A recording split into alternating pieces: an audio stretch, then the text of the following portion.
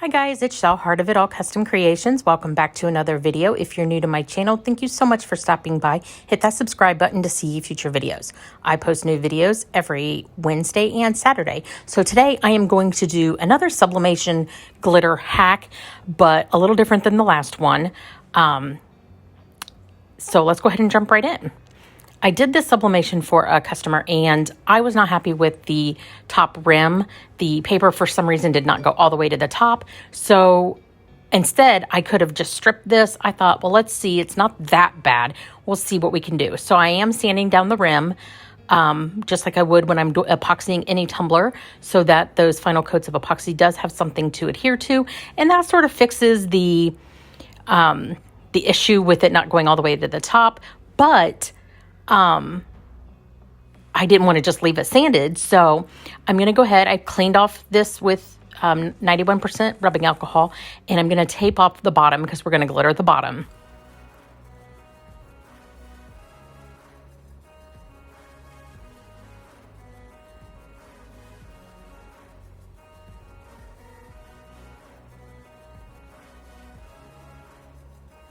And I'm going to use Jacksonville by Peachy Olive Glitters. I thought this matched perfectly with the teal flowers.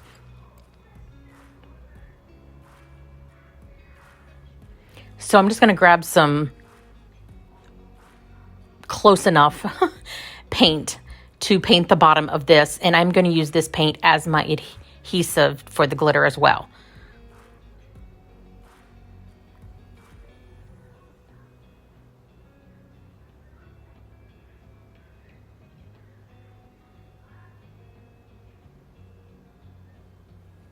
Once I am done painting that, I'm going to go ahead and pour the Jacksonville all over the bottom, making sure that I get it nice and covered.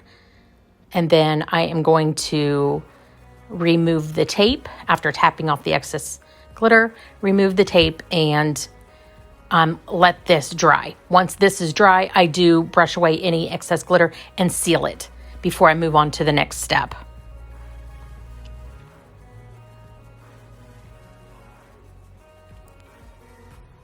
After that sealing is dry, I am going to take a little bit of Mod Podge and just in the button of the flowers, the middle of the flowers, I wanted to put a little pop of glitter. I'm going to use Manifest by Peachy Olive Glitters, and I just thought it would be a nice addition to adding the bottom glitter. And like I said, I'm just going to use Mod Podge, and I'm going to take a little paintbrush and dab it onto the center of each of those flowers.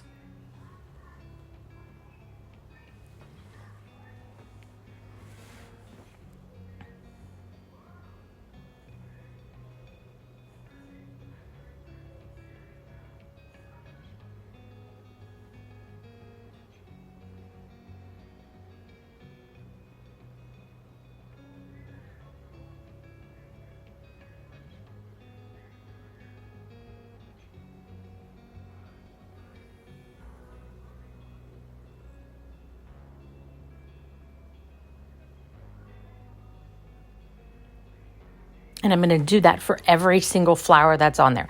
I do not, of course, show you me doing every flower. That would be boring. So I'm just showing you a few of them that I do. And you can see I'm just tapping that Mod Podge over that little button center and adding a glitter dollop to it.